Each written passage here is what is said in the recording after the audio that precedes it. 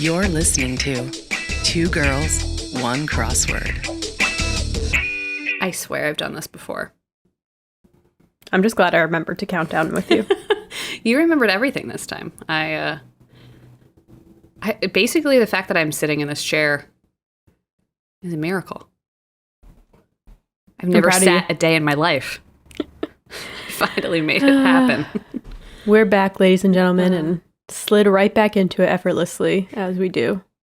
It's like we've never been gone. Thanks for bearing with us on our little hiatus. Mm-hmm. Forced hiatus, thanks to weddings. Yeah, weddings. Who needs them? Am I right? I have another wedding this weekend, if you can believe it. I can believe it. I don't like that I believe it. I don't have any more weddings this year, thank God. Not that I don't like when people get married. I'm happy for the couples. They just take a lot out of me, you know? And I mean, like, in every sense of the word, like my emotional and physical health. And well, weddings you have to travel to, especially. This one is not that big of a deal because it's in town, so. Right. Well, it also takes, it takes money from me. It takes vacation days from me. Mm-hmm. I'm sorry, I get limited PTO and you want me to spend it on your wedding? It's a big ask. It's a big ask. We need like a separate podcast where we just complain. I mean, we like to sprinkle that into this podcast, which, by the way, is Two Girls, One Crossword. I'm Grace Chapinka. And I'm Chelsea Rowan.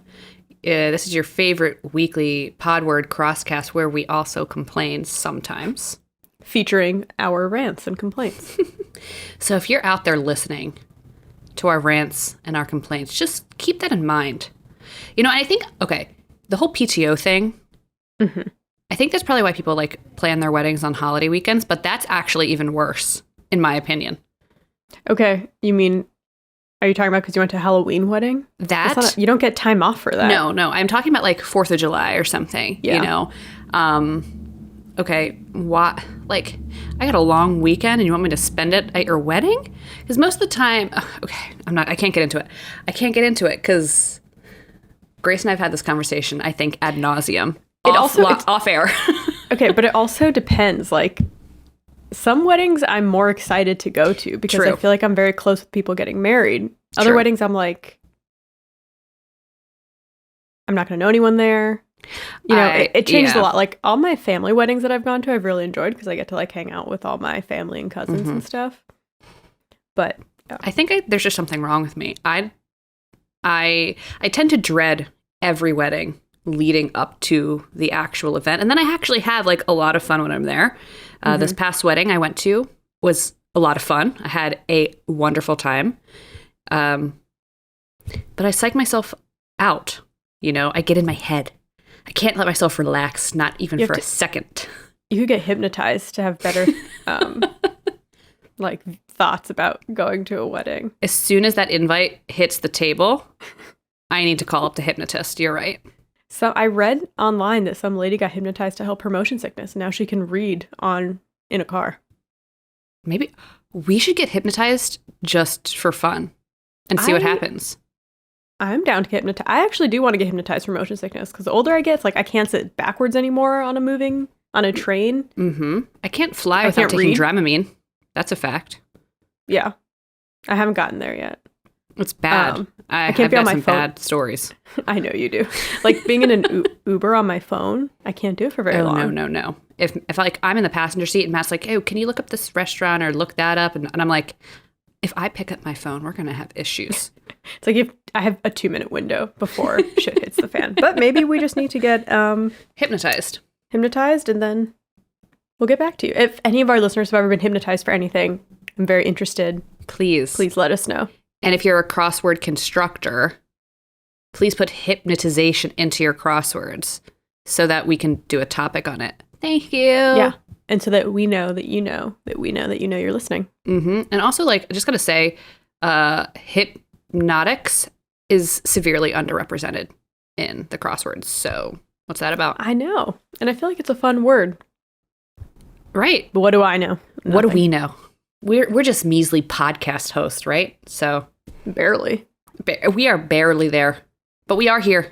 I guess maybe we should actually get on with the podcast. Yeah. So should we go into our Polapalooza, our belated Polapalooza 2 weeks later. Let's do the belated Polapalooza, which I don't know if anybody realized, but it was moi, Chelsea, who ran the You tweeted poll. that it was you. I did, because I have like an ego problem. So. Yes, no, we ran a 4-part poll while Grace was out of town. Mm-hmm. So, but the thing is, this subject called for multiple parts. You couldn't just do it was one. like perfectly broken up into 4 and 4 and 4. So perfect. So we did the first round of the poll was 3 parts, and it was Pick Your Fighter Disney Princess Edition. So I don't know if people actually did this as a Pick Your Fighter, because I don't know if these princesses would actually be the best fighters, the ones that won. I think people just probably voted like their favorite princesses from the 4. Hopefully they knew that that's what that meant. I didn't give any clarification, so it's okay. No. Whatever you voted for, it's on you. And here we go. So the first of the first poll of the 3-part first poll was Snow White, Cinderella, Aurora, and Ariel. In last place was Aurora with 0%. Woof. Wow. That's Sleeping Beauty. If y'all don't know. Some people might not know she's Sleeping Beauty, but I guess if you don't know that, then she's definitely not your favorite. Exactly. I actually really like the old classic Disney princesses and the princess movies, just because I think the animation is really beautiful and I love the songs, that they're very classic sounding. I honestly feel like I've never seen Sleeping Beauty or Snow White. Or I had to have seen Cinderella. I know I've seen it, but I know we didn't own it. Who the hell is this girl? I don't know. I never got into it. Okay. I loved who's the last one? Ariel. Yeah, yes. I like Little Mermaid. Okay, so Aurora, last place. Second place, both at 17%, was Snow White and Cinderella. Snow White was my least favorite because it was scary. Mm-hmm. The witch was scary. And that's the oldest one, too. And that's the oldest. And then, of course, the winner was Ariel with 66%, which Grace covered Little Mermaid one episode. And that is like, along the lines of Cinderella, like not a very feminist story to be like having little girls watch at a very young age. No, yeah, it's girl decides that she wants to give up literally everything, including her voice, to be with a man that she just saw from like the boat that never had a conversation with. Okay. And then the real story was actually a lot more sad because she doesn't end up with the prince at the end. Anyway, spoiler alert. Okay, part 3. We had Belle, Jasmine, Pocahontas, and Mulan. Last place was Jasmine and Pocahontas with 17%. I was surprised. I thought Pocahontas would be higher. Yeah. But alas. And then coming in second place with 25% was Belle. I was not a Belle fan growing up. I was a Cinderella fan. That's why. Yeah. I'm a very contrary person in general. So, of course, the winner then with 41% was Mulan, who is one of my ultimate favorites. And you did a topic on that. Yes, I did. On the original Mulan legend. Right. Who she was... didn't she have like a soul sister, and she was like either a lesbian or bi? Good for her. Stayed true in the actual Disney. They weren't romantically involved in the legend. Well, no, maybe not. But I feel like, as we know, in legends, like they're always like best friends, roommates, like sisters, soul sisters, the closest possible thing you could ever imagine 2 girls to be, but they're never lovers, you know? Yeah. So, riddle me that. By the way, if you hear clanking in the background, it's just my radiator, and there's nothing I can do about it. It'll clank on. It's clanking season here in Chicago. It's clanking season. I'm next to my radiator too. He may or may not make an appearance. So that brings us to part 3 of Pick Your Fighter Disney Princess Edition. It was Tiana, Rapunzel, Merida, and Moana. And last place was Tiana with 8%. I've only seen that one once, so I can't really recollect. I've never seen it. Then third place was Merida, 17%. That's Brave. I actually hated that film. The I've animation also never seen it. Is gorgeous. The only one of those 4 I've seen is Moana. I've not seen Moana.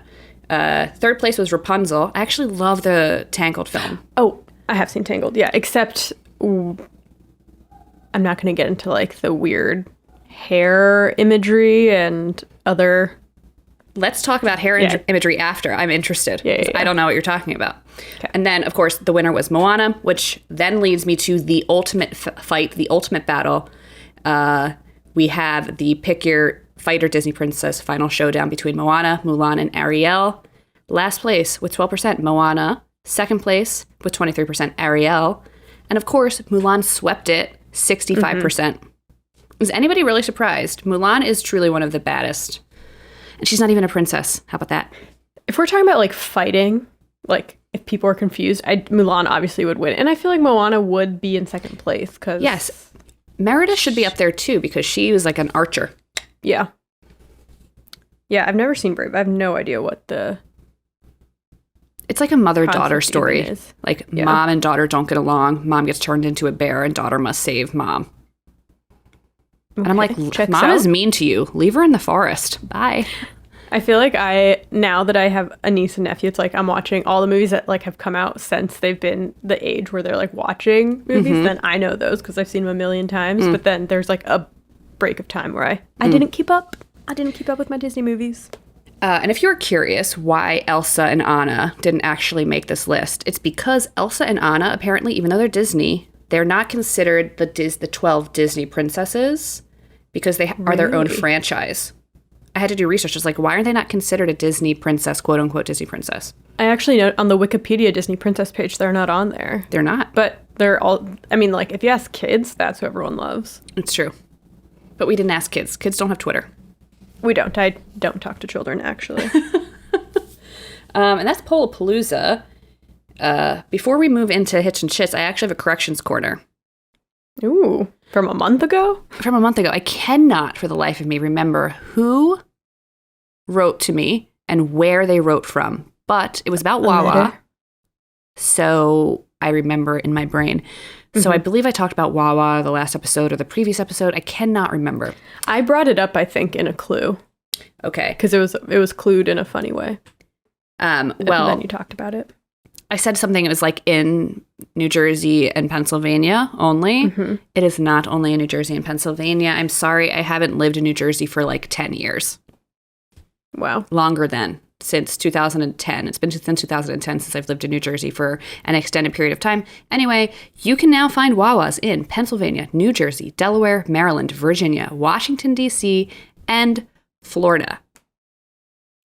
Orlando. You said that. Yes, I did know about Orlando.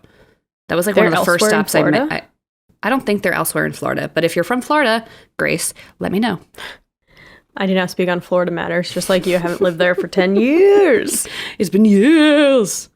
Anyway, it's been a long time since we've done some hits and shit, so there's probably like a ton of puzzles we're going to be missing.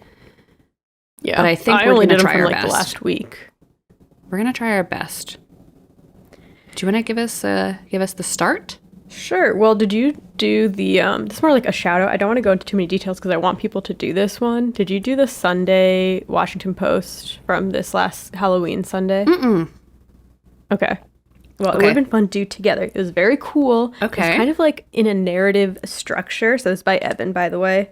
It was like 5 or so different mini puzzles. And well, he starts off, it's like you're in a story, you're going to this house to find a monster. You have to solve each clue to like get a weapon that can be used against the monster. And then at the end, you like combine all the clues into this other grid that's like a safe. So yeah, there's like entrance hall, laboratory, and each clue is pretty small. Like this one's only like 5 by 5.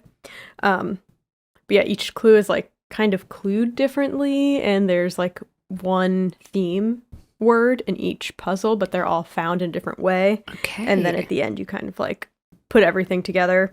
It can get a little hard. If maybe I'll link it in the details, but you can like they linked like a how to in case you get stuck at any parts. Okay. But it's Halloween themed. I don't want to give anything away, but it's fun.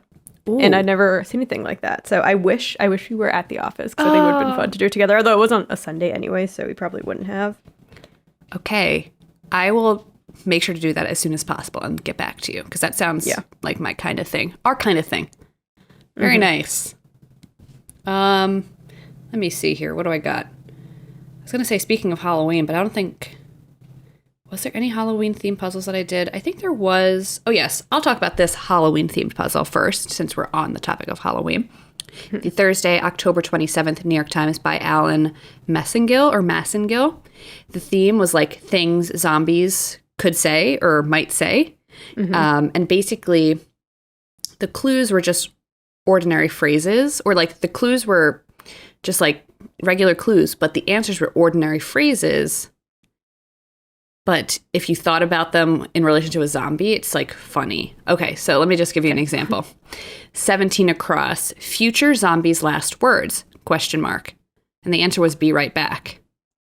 Because zombies like come back from the dead. So future zombies' last words. Yes. Cute. 27 across, country music standard at zombie karaoke night, ? And this must be a famous country music song. I don't know it, but I fall to pieces, like with the whole zombie theme. Very nice. Or 48 across, the reason the zombies are, of course, skipping the empty house, ? And the answer was, it's a no-brainer. There's no brain, so why would the zombie go? Yes, makes sense. And then 64 across is fun. Zombies cry in the face of defeat, ? We are so dead. So cute. Yes, that was cute. I liked that. Who was that again? Sorry, I missed it. That was Alan Massengill, Thursday, October 27th, New York Times. Very good. New York Times. Yes. What else you got? Well, I found this interesting this week. Okay. There was one clue that came up in like 3 different puzzles that were all really close to each other. We love this. Tuesday, November 2nd, New York Times. They had country near the Strait of Hormuz, 53 down. Oman. And then in the Monday New York Times, the day before, they had 4 down, toe of the Arabian Peninsula, Oman. And then in USA Today, on that Tuesday, November 3rd, was that Tuesday? No, that was a Wednesday, November 3rd. Okay, so the day after, they had 34 down. Only country that starts with an O. Oh my. 3 in a row. I mean, I do feel like that is crossword use, but it was like Monday, Tuesday, Wednesday. Hello, we're on to you. I know we say it all the time, but we genuinely are. I really feel there's like a big conspiracy theory thing happening, and we're knocking on its door. The crossword is like sending us messages, and we're decoding them little by little. What else we got here? Oh, speaking of themes that I like. The Tuesday, October 19th, New York Times, Ross Trudeau. We love puzzles by Ross. The theme was, the revealer was 28 across, literary trio found in the answers to this puzzle's starred clues. And the answer was the Brontes. And the clues were 19 across. Children's book whose title character says, if I can fool a bug, I can surely fool a man. People are not as smart as bugs. The answer was Charlotte's Web. 6 down. Chain, known for its soft pretzels, Auntie Anne's. Mm-hmm. So you got Charlotte and Anne. And then 25 down, prominent left-leaning political action committee, Emily's List. So we got all 3 of the sisters. And Charlotte, Grace and Emily, I like and the Anne. Brontes. We have like a soft spot for them in our heart. We got to see at Northwestern. We went to see Jane Eyre. It was amazing. We were like, let's get front row, like, let's splurge. It was not expensive, it was a student production, but we were like, let's get front row tickets to this thing. Do you remember that? And they sat us the front row, and we were like underneath the stage. I know. It was like, it was drama. We had to go and ask if we could be moved back, and they're like, we don't know if we can move you back. There might not be space. We're like, well, why'd you sell us these seats? We're literally like underneath the stage. I know. Shocking. It was a really interesting adaptation. Yeah. It was cool. They did a good job. Talented over there at Northwestern. They are. We Check would out know. a play if you can, if you're in the area. What else you got, Grace? Well, I was quickly looking over the Thursday puzzle. I did one of those things where I just piggybacked off of you already had done some of it. Solve. We literally just solved it, like at dinner, like less than 20 minutes ago. Oh, because I always wonder, I'm like, if people don't know, Chelsea and I, we have the same app for the New York Times puzzles. And usually, like, if someone, I'll just like clear a puzzle and do it. Mm-hmm. But you already had some filled out, and I don't know. I'm like, if I start typing, like, does it mess her up? Or, but maybe it just doesn't show on yours. Then we should try it if you have it open. Yeah, we'll test. But anyways, that was Thursday New York Times puzzle by David Steinberg. Mm-hmm. I liked some things and then had a potential shit. Not really, but I liked 25 across, and I think you probably like this. They may be full of natural light. Kegs. Oh, right. I feel like you like natty lights. Am I making that up? The regular kind, like that you would drink underage or like at a college party? Absolutely not. They recently, as of like 3 years ago, came out with like that pink lemonade flavor. Do you remember we drank these in Wisconsin? Yes, with the flamingo Hannah. one. It was, and basically we bought it because like aesthetically it was like really cute. The packaging, they definitely marketed it to the right people because we bought it. But it was actually genuinely tasty. It's like sugary, so it's not, if you're not like into like sugary beers, don't try it. But if you like fun and you like to be happy, you should try it. It's a good summer beer. I wish we were sponsored. No, we can't be sponsored by alcohol. No. I don't want to be responsible for anyone making bad decisions. I also, just a shout out to the 49 across, Hanukkah chocolate shape, Gelt, and Hanukkah is early this year, so people know. It's at the end, it's like on the Sunday of Thanksgiving. Oh, I didn't know that. But just a reminder, now that we're coming up to the holiday seasons, a lot of different holidays are celebrated in the winter other than Christmas. It's true. We see Christmas stuff all the time in Crosswords. So it's good to see some other people represented. You love to see it. We do love to see it. 60 across, bricks sold in sets. And the answer is Legos. But if you remember from my Lego topic, Legos is like the plural of Lego is Lego. You can say Lego bricks, but according to the real fanatics, Legos isn't real. Of course, then it's like, words. A lot of people use Legos, so does that make it acceptable? Probably. I don't really care, but I just thought I would point it out if anyone remembered. Oh, that's interesting because usually you would think that the New York Times would want to be correct. Yeah. I guess they can't always be perfect like us. No, we never make mistakes, obviously. Ever. And we definitely never admit to them in a specified segment at the top of this podcast whenever necessary. So rarely. I saw something on Twitter that this was, I'm probably butchering this fact, but I believe something like David Steinberg's 100th New York Times crossword or something. That could, I glanced at the tweet and that's scrolled wild past. if it is. That's a lot of puzzles to get published. I know. But that could be wrong. So I might be doing a corrections corner next week. Well, congrats, David, on your 100 puzzles. Was so proud of you. What else do I got here? Okay, I'm going to go to another theme that I liked because there's a lot of themes in the New York Times that I liked this week or these past couple weeks. The Thursday, October 21st New York Times by Michael Lieberman. Basically, the theme kind of followed a blank. Basically, like the clues were blank under something. And the answers would be, I guess I'm always really bad at describing these themes. So here we go. 3 down. Clueless about current trends.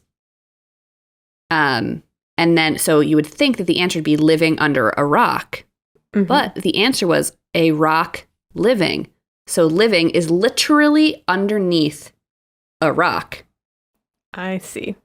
And all of these answers are downs. So that's why this works. Another. Okay. That makes more sense. Another. 17 down. Choke. And the answer was pressure crack. So crack under pressure. 8 down. Take more shots then. And the answer was the table drink. So drink under the table. I thought that one's fun. Really cute. And then 24 down, give a sworn statement in court. And it was oath testify. So testify under oath. So just cool. Also from that puzzle, I liked this clue, 14 across. Help when things are too hot to handle. The answer was pot holder. And then 60 across, you up, text, maybe. And the answer was booty call. You love to see booty call in the New York Times. Hello. I feel like we saw that once, like, way back in the day. Yeah, and we were like, the podcast. We were like, scandalous. Will Shorts knows what a booty call is. Not to, like, pretend like I know him, but no, right. That's what I got from that puzzle. Fun. I just have like a bunch of random stuff. Well, I can do the Amy Lucido October 28th New York Times. It's Friday. The opener was great. One across, rhyming ice cream treat. The answer was Choco Taco. It's a great opener. Mm-hmm. I just liked this clue for an answer that we see often. 16 across, if you ask her to make you a sandwich, she'll say, okay, you're a sandwich. The answer is Alexa. This one is for all the millennials out there, the 90s babies. 51 across, Nickelodeon's longest running game show. Oh, Double Dare? Double Dare. I wanted to be on that show so bad. It would have been so much fun. I feel like it exists. They redid it. They did. They're still on. Should we try and get on? Do you have to be a family? Do we have to have a kid? Kids and stuff? Can they do like kids from the 90s on Double Dare? Yeah. You get 30-somethings? We'd be good at that. I would shove my arm so far up that nose and get all that slime. I don't, like, not that we're particularly athletic, but I feel like that kind of stuff we could be good at. Like, I know. That you don't particular actually have skill? to be athletic. No. You just have to be, like, comfortable in slime, and I think that we could get there for sure. Yes.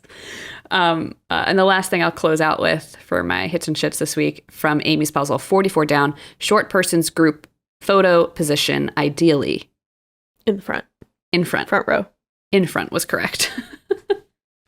You love it. Are you a front rower? Or are you middle of the row? I'm average height. You know, I'm not you could really tall go anywhere. or short. So it really depends on who I'm with. Mm-hmm. So I'm often not in groups large enough where we need a front and a back row. True. So that's the reality. You'll never catch in a group photo. Never. Don't even try. Okay. You got anything I'm else? done. No. All right. Shall we flip the coin? Let's flip the damn coin, okay? We're getting delirious now. We are. It's been a while. All right. I'm heads, your tails, right? I black out and I just wait. I look and I'm like, I hope I'm saying the right one. Okay. Flipping the coin now.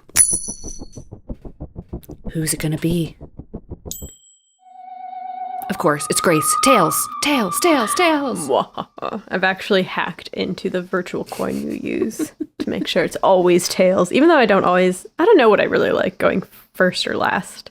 I know. Sometimes it's about what mood I'm in and what my topic is.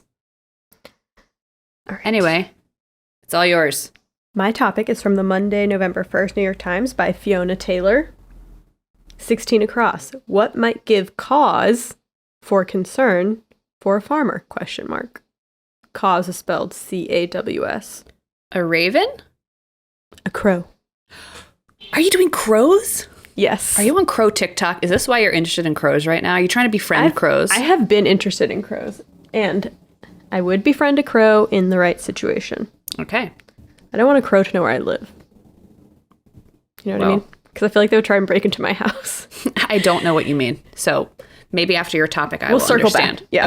Okay. So when you think of crows, do you think of scary things, bad omens, death? Or do you think of symbols of good luck and intelligence? Intelligence, definitely. I think of the omens and bad luck thing just because I know that that's what they are, quote unquote, representative of. Mm-hmm. They're just crows. And they're really smart. They're just really smart animals. Well, maybe they're both. Maybe they're everything all at once. Okay. Don't pigeonhole them. Okay. So crow is a blanket term for different species of birds that fall under the corvus genus. Corvus, like so raven, right? Yeah. So there are 45 different species that fall under this genus, and they are all primarily black birds with long beaks. So what we know as crow is actually the American crow, most likely. And then raven refers to the larger birds in the corvus family. So yeah, crows and ravens are related. Brothers and sisters, cousins, if you will. Exactly. And raven is just kind of like, there are multiple different species of ravens too. Got it.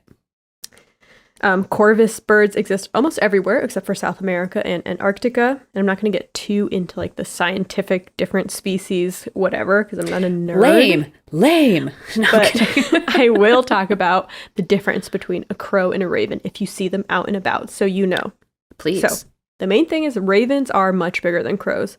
So crows are usually like pigeon size, speaking of pigeons, and then ravens are hawk size. Damn, I didn't know that. Mm-hmm. I think, okay, do you want to hear something funny? Tell me. There's this like petting zoo farm close to like where I grew up.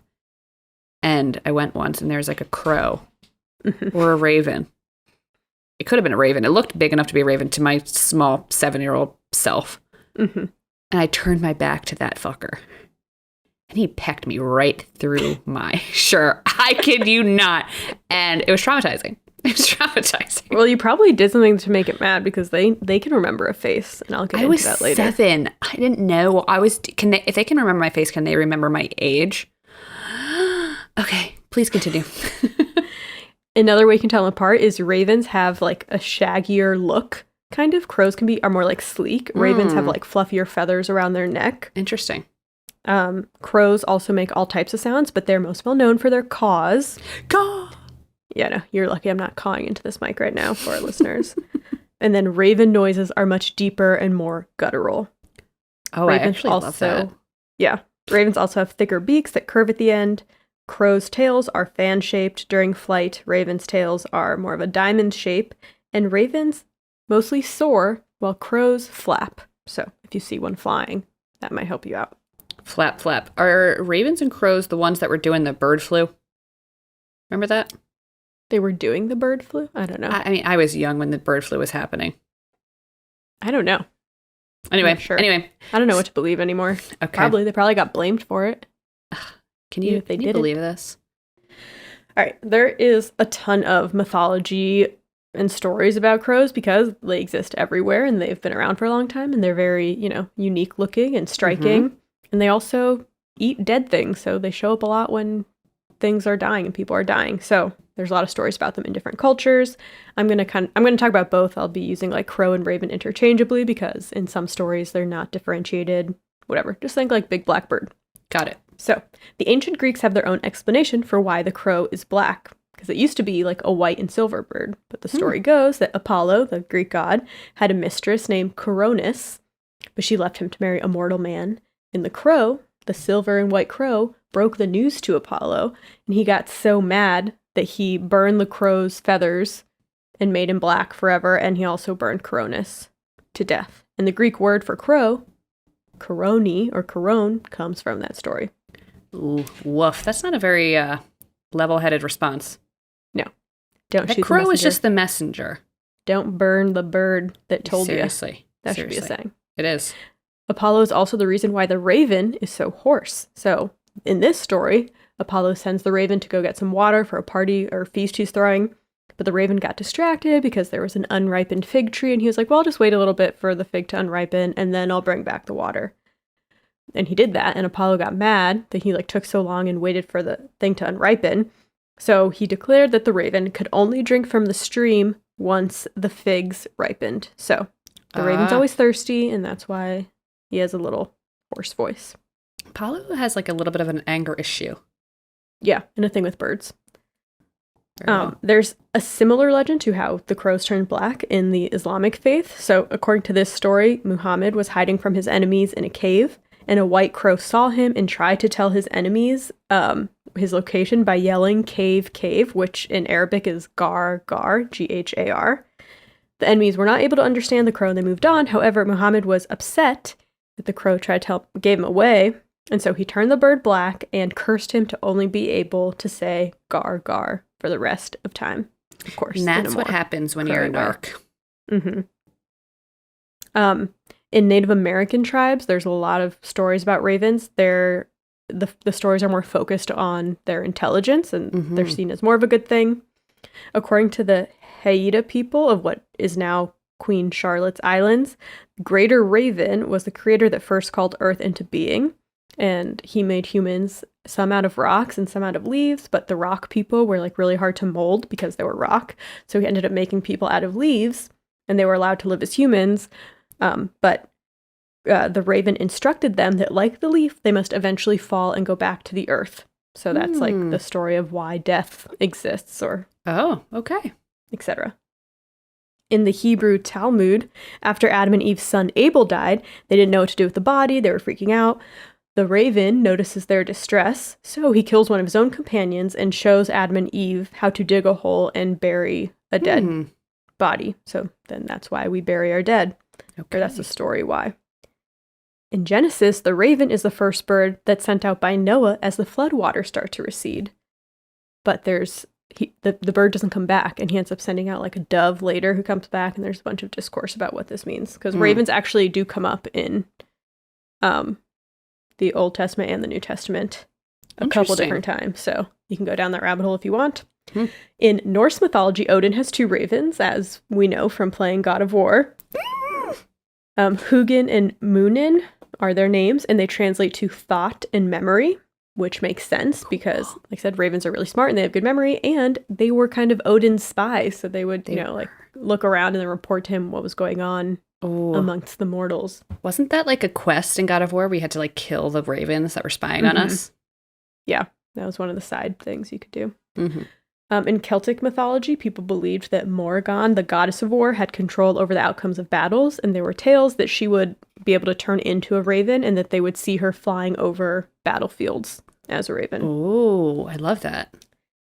There is the 3-legged crow, which is very cool looking, spans multiple Asian mythologies. In Japan, he is called the Yatagarasu, and he's said to represent the sun and is a symbol for guidance in multiple different stories. The Japanese Football Association uses the symbol of Yatagarasu in their emblems and badges. Cool. 3-legged crow. So as you can see, crows are all over the place. In some cultures, they're praised for their intelligence, and others they're associated with death. The death part, again, makes sense because they eat dead things, so they were probably at a lot of battlefields specifically, especially in like the Norse times. So what happens if you see a crow? Good thing, bad thing? It depends on how many crows you see. This is one belief. So a single crow means bad luck and that destruction may be in the near future. But 2 crows means harmony and good news. Okay. 3 crows means a blessing of good health for the household. 4 crows means good fortune, abundance, and prosperity, especially if they're also cawing. But then once you get to 5 crows, it's bad again. This means an illness or poor health will soon take over the household. Oh, no. 6 crows is a warning that a robbery might take place. Very specific. Yes. 7 is a sign that you should either travel or move soon. And 8 means grief and sorrow are coming.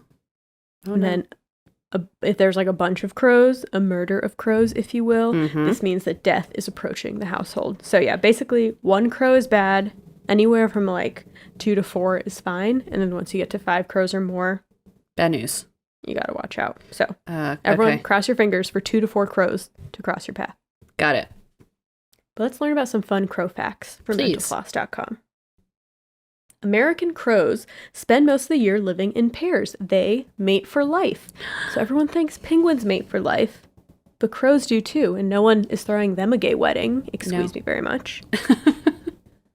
They also sometimes live in like a family, and during the winter months, they will all gather in groups of hundreds to sleep together at night, which sounds terrifying to accidentally walk in on. But yeah, to like keep warm. Like, sorry, I didn't mean to interrupt whatever's going on here.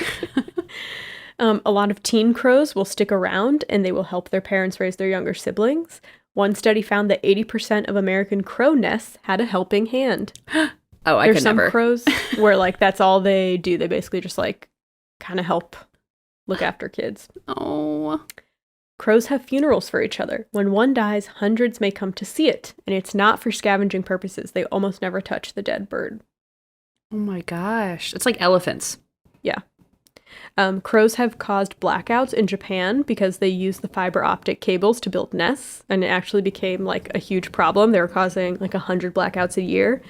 Chubu Electric Company started building what they call love nests that are high above the power lines on company towers, and the crows seem to like it because 67% of the nests are being used. So wow. Love Adorable. Ness. That's very cute. Crows are extremely smart, and that is because their brain-to-body ratio is huge. So their brains take up 2.7% of their body's total weight, compared to humans whose brain takes up 1.9%. So Imagine if our brains were bigger. Imagine the kind of Imagine what we effery could do. we could get up to. we'd be too powerful. We'd be able to talk with our brains to each other. Telekinesis. One day. I'm working on it. I've been stretching Meta, and or like whatever the new Facebook thing is, where we're all supposed to like plug into virtual reality and then descend into dystopia. Yeah, shut up, Mark Zuckerberg. Anyway. Research has shown that crows have a much higher density of neurons in their forebrains than primates do. So a lot of people say crows are just as smart as apes and primates. Wow. They have regional dialects just like humans. So if they move to like a new, group, they will learn the new cause, get a new accent.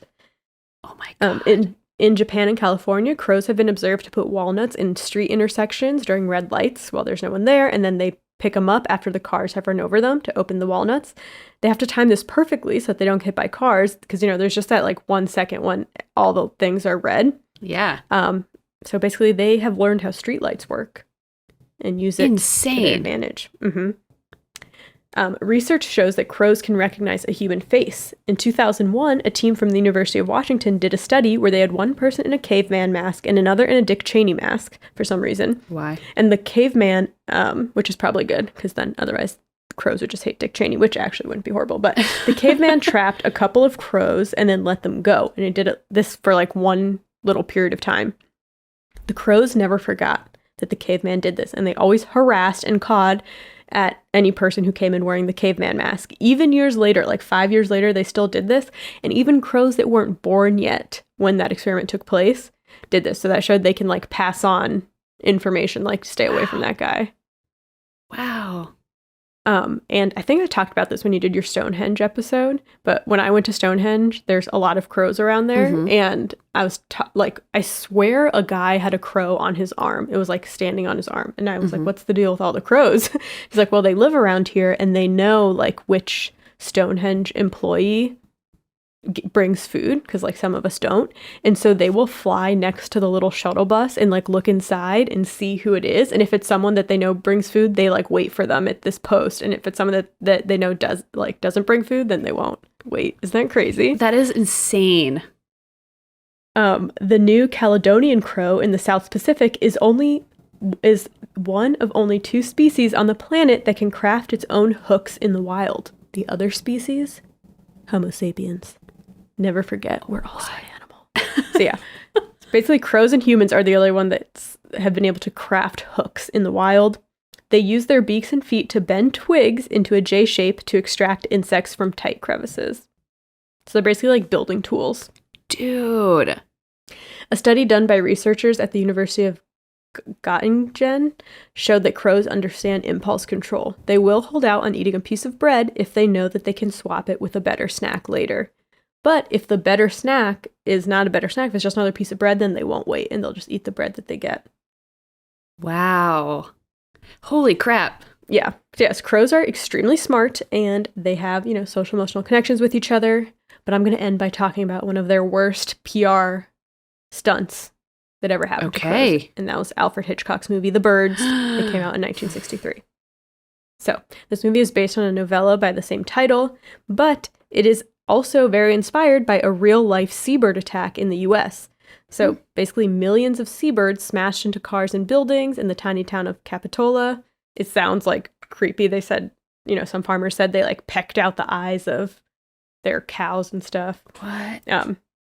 So seabirds, not crows. Yes, they were not crows. They were seabirds. Later research showed that the birds had probably eaten contaminated anchovies, and the toxins caused nerve damage, which caused them to kind of act wild. But Hitchcock probably used crows in his movies because not only are they scary looking, but since they're so smart, they're much easier to train. And they actually captured a bunch of wild crows. They set up like a whole aviary for the crows for this movie. That's a rabbit hole if you want to look at it. But yeah, so basically, crows are so smart. I didn't realize they were real crows. Some of them are. There are some like animatronics and puppets and robots, but there are real crows. Yeah. Damn. So, just want to end by reminding everyone that the crow's greatest strength, their intelligence, became their biggest downfall. So, if you see a crow, hug a crow. Mm-hmm. They're not bad. No, they say, like, if you want to befriend a crow, like, one of the first things you have to do is just treat it like you would a human. Like, just talk to it like normal. Mm-hmm. They like peanuts. They do. Let's go find some crows. I have crows that hang out outside my window on the fire escape, but I'm worried that I don't want to leave food out for them. And then what if they like come back and I'm not home and they're angry and then they like break in through my window? And I don't think they're going to do that. They might. If my window's open, it's just a screen and they're like, we know she has peanuts in there. Then they would like literally kill my cat because actually I feel like they might. I don't know if they're ravens. I'll have to get a better look at their neck feathers next time they're here because they're really big. Okay, keep me posted. My cat like always yells at birds on the fire escape, but then when the crows come, he like gets nervous and oh, that's funny. Runs away. Maybe they like you and they don't like him. Yeah. Anyway, so that's crows for you. Thanks for the crow stuff. I love that. Let's get a crow. I want a crow now. It would be cool to have a pet crow. I mean, you would be the coolest person on the block for sure. I know. I already am the coolest person on the block. But anyway, maybe next time I'll have a crow on my shoulder. So stay tuned. So that brings me to my topic from the Friday, October 28th New York Times by Amy Lucido. 59 across, shield adorned with Medusa's head. And the answer is the Aegis. Well, just Aegis or Aegis, spelled Aegis. I'm not talking about the shield. I'm talking about Medusa. Yay. So I've talked about Medusa a long, long time ago. I think when I was covering a different Greek mythology topic. I think when I was talking about Cetus. Do you remember when I talked about Cetus, the whale constellation? Yes, that was like the weirdest. First 5 episodes, I feel And also one of the weirdest topics I've ever covered. Regardless, I think I talked about Medusa briefly. It comes up. During that. But I just felt like she deserved a little bit more time and attention. I agree. So let's get into it. What do you think of when I say Medusa? Like, what comes to mind? Lady with snake hair, and that when she looks at people, they turn to stone. Mm-hmm. Very good. Feminist icon. Feminist icon. Okay, interesting. Let's get into it. So, who is Medusa? Medusa is probably one of the most well-known monsters from Greek mythology. She, along with her 2 sisters, Sethno and Ariel, sorry to all the Greeks out there, they were Gorgons, the 3 of them. And so descriptions of what Gorgons are and the way they look vary across all the different mythology and stories, but it most commonly refers to the 3 sisters that I just mentioned, who have hair made of living venomous snakes, and their appearances are so horrifying that they turn anybody to stone who looks upon them. Mm-hmm. Okay. Gorgons was a answer in a crossword clue this week. Oh, was it? Mm-hmm. It all comes together.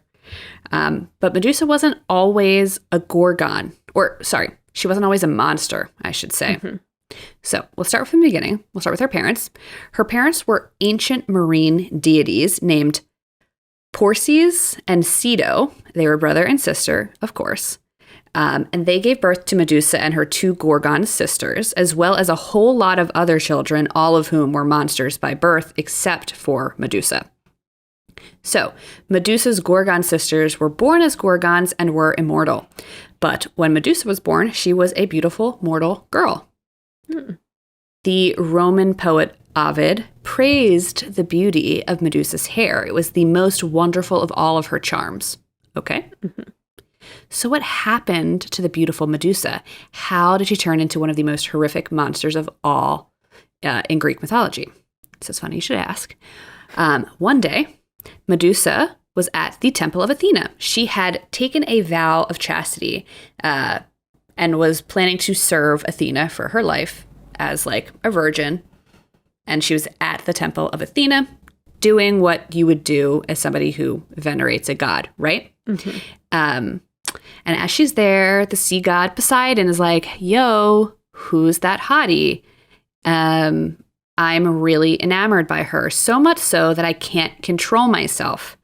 And so, because he can't resist his temptation, because he's just like a horny man, he ends up raping her and impregnating her right there in the temple. Woof. So, let's go to Athena. Okay, so we know that Medusa, before she is raped, has taken a vow of chastity to serve Athena. Okay, if you don't know much about Athena, not only is she the god of wisdom and war, but she is also known as Athena Parthenos, which means Athena the Virgin. So Athena chose to be a virgin, and this choice prompted her to kind of take on, like, assume the role of the enforcer of sexual modesty in women. There was pureness in virginity, and it was expected as the most rudimentary behavior for women of the time. Okay?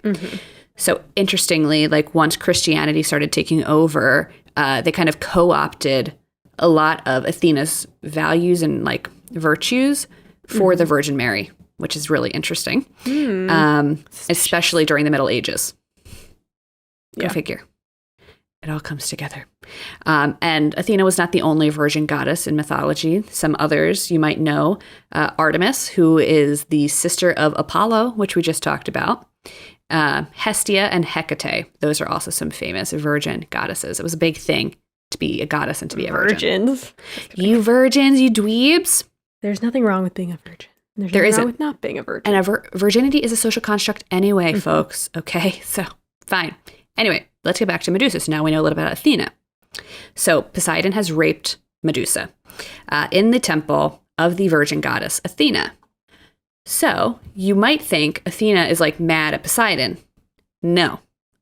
Athena is pissed off. She is enraged that her temple has been desecrated. But not at Poseidon. She's mad at Medusa. Victim blaming. Victim blaming at its finest. So then Athena uses her anger and transforms Medusa into a true Gorgon, just like her sisters. So no longer did Medusa have her enchanting hair, but it was now replaced with a head full of entwining, live, venomous snakes. She was also depicted as having bronze hands and wings of gold. Poets claimed that she had a great boar-like tusk and tongue lolling between her fanged teeth. Her face was so hideous and her gaze so piercing that the sight of her was enough to turn a man to stone. I feel like when I think of, like, pictures of Medusa, she doesn't have an ugly face. That's very true. We'll get there. Okay. So, rape, victim blaming. Now the rape victim is a horrible, horrifying monster that turns men to stone with her gaze. Interesting. So this brings me to another person, another Greek mythology dude. His name is Perseus. You might know Perseus. Perseus was the son of Zeus and a mortal named Danae. He was also the half-brother and great-grandfather of Heracles, and Heracles is the Greek version of Hercules. So just think of it that way. So Perseus was known as one of the greatest slayers of monsters before Heracles or Hercules showed up on the scene. So Perseus grew up, became a man, and once he was grown, the king of the island Seriphos, King Polydectes, fell in love with Perseus's mother. Perseus did not like the king Polydectes. He was like, "You're not honorable. Stay away from my mom. Don't even think about it." So King Polydectes was like, "I'm gonna fucking ruin this guy. He just ruined my chances to hang out with the hottest girl, Danae." And so Polydectes decides to find a way to exile Perseus. He decided to hold a large banquet where he told every guest that they needed to bring him a gift. And the gift that they needed to bring the king was a horse. Well, Perseus didn't have a horse.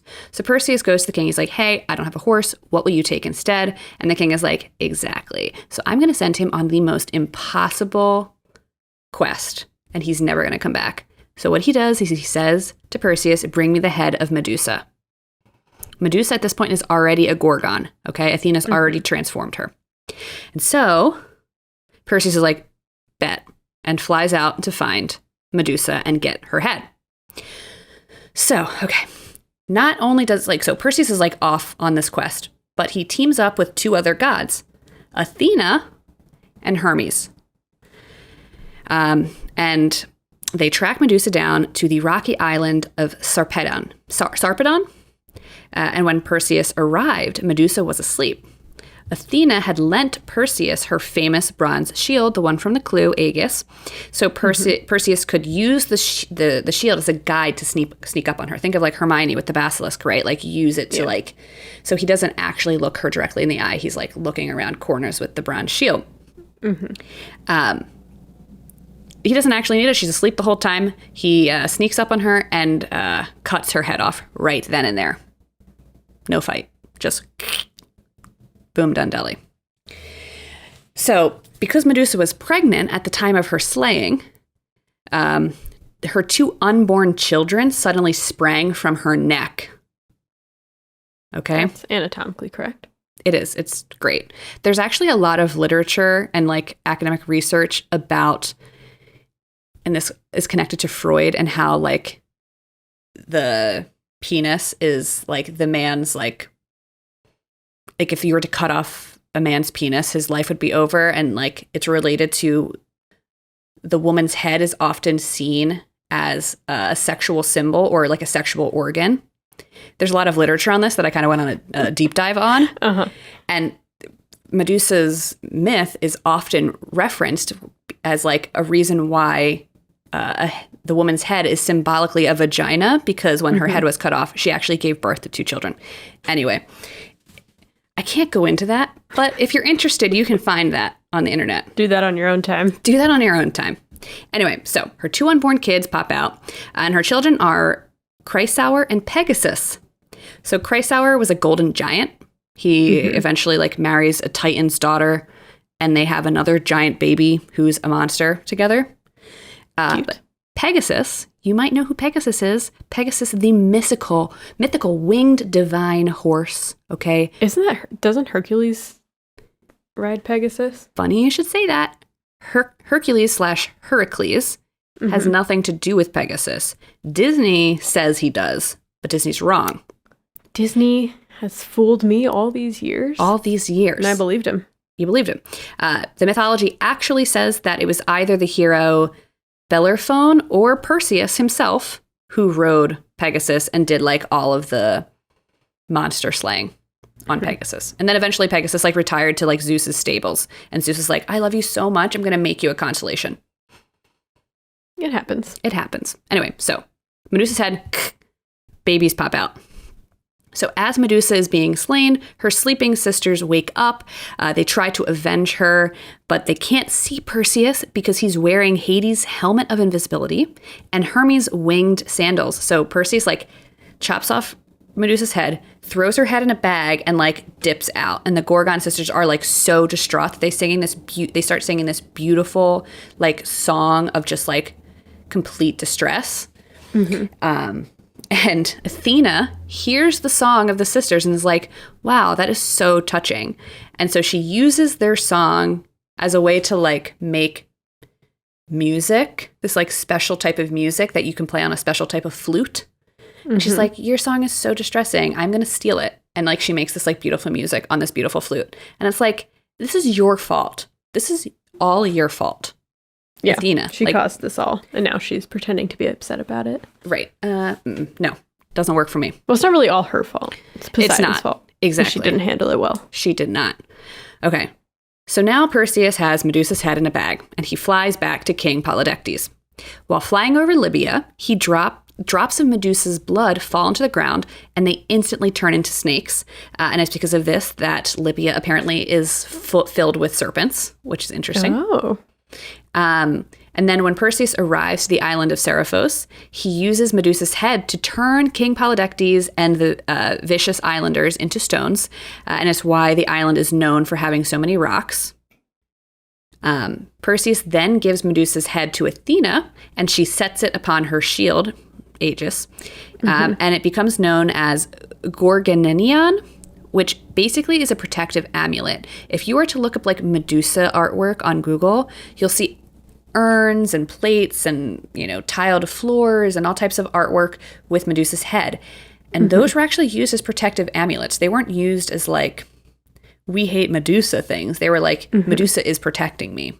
And all thanks to Athena using it on her shield, which is interesting. Like, you victim blame her to her untimely death, and then now you're going to use her as like a protective amulet. Okay, interesting. So then Athena collects some of the remaining blood of Medusa and gives it to Asclepius, who uses the blood from Medusa's left side to take people's lives and the blood from her right side to raise people from the dead. And then the rest of Medusa's blood, a vial containing 2 drops, Athena gave to her adopted son. And then one of those drops is a cure-all and the other is a deadly poison. And then Athena also put aside a lock of Medusa's snake hair and gave it to Heracles/Hercules, who then gave it to his daughter for protection. So they totally effed up Medusa's life and then constantly used her for their own protection and personal gain afterwards. Messed up. So a lot going on there. Grace at the beginning said feminist icon. Is she a feminist icon? No. I mean, not really. She was pretty passive in the whole story. Sadly passive, right? That's not to say that she's at fault, right? No.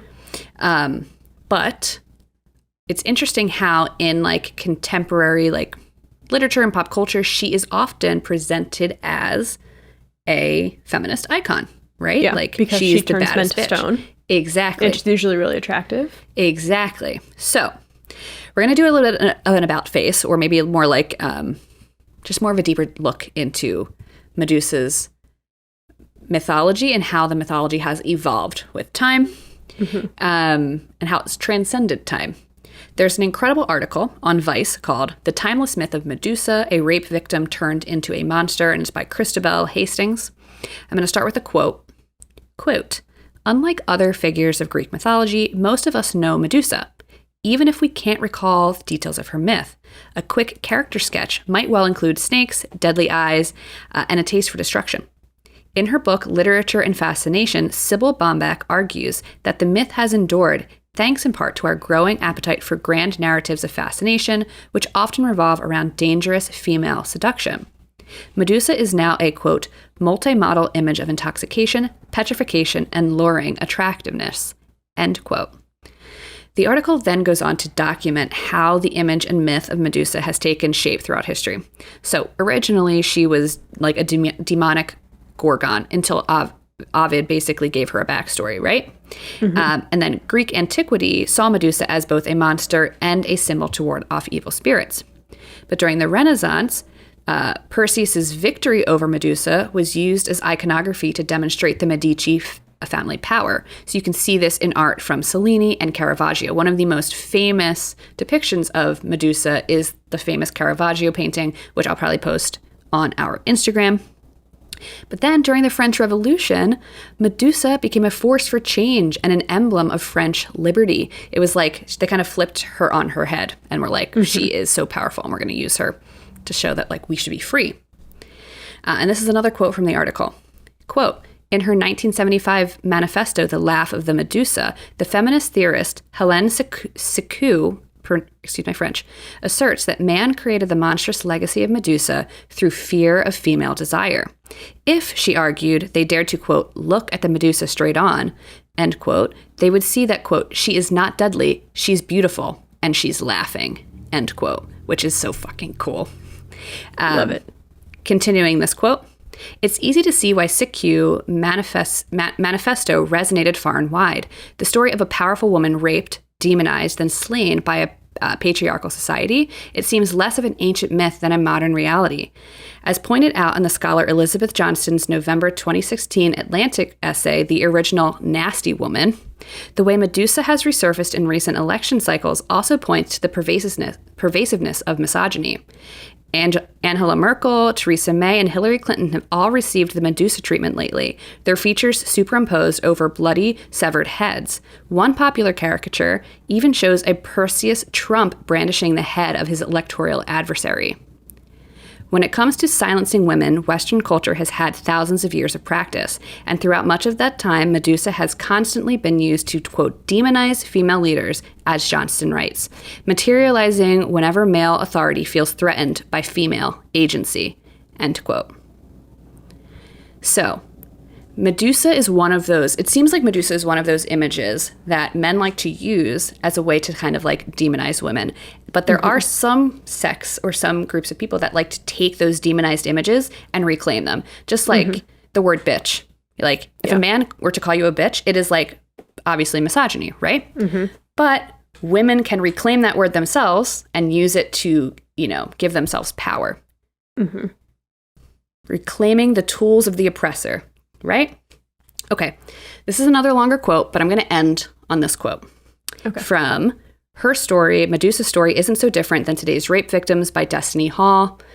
What was this on? This was on The Wit online. The scary part of the myth of Medusa is that she's a rape victim with no support system. It's a story so powerful and relevant to today's society, I couldn't help but cry for Medusa. First, she was sexually abused and punished for it by a woman who had the power to help her. Then she is turned into a monster and essentially stripped of her identity.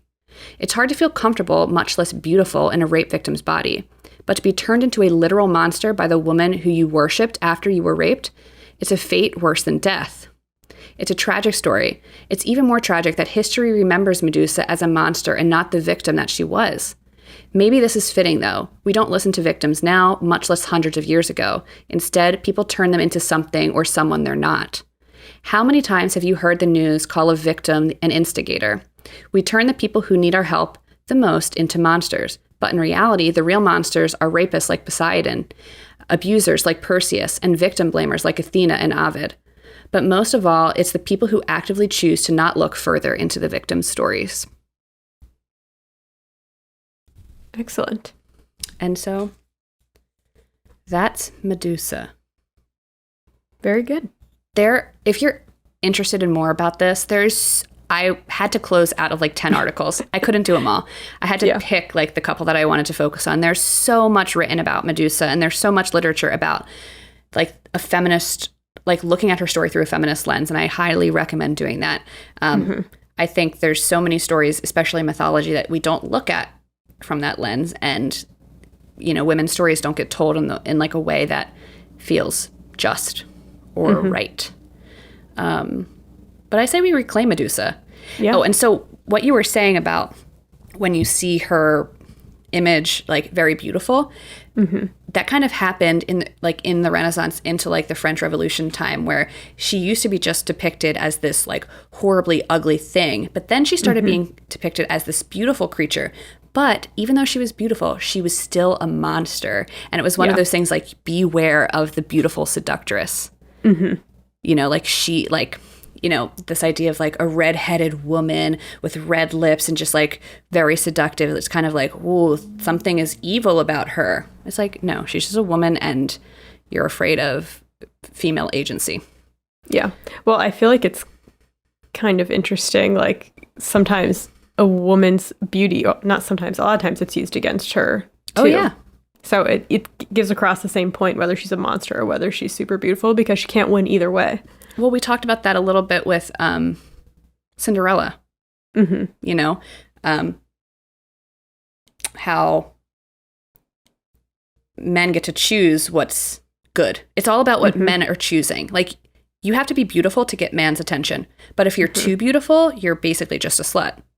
Yeah. You know, it's all comes down to the choice that the man makes. And that's why... If you feel like Cinderella, who's also very passive. Exactly. Anyway, that's why we need feminism. So... so gather your crows and let's get join the army. I'll get my snakes. You get your crows. We'll get going. I love snakes and crows. I love snakes and crows too. I want a Medusa tattoo, like on my face.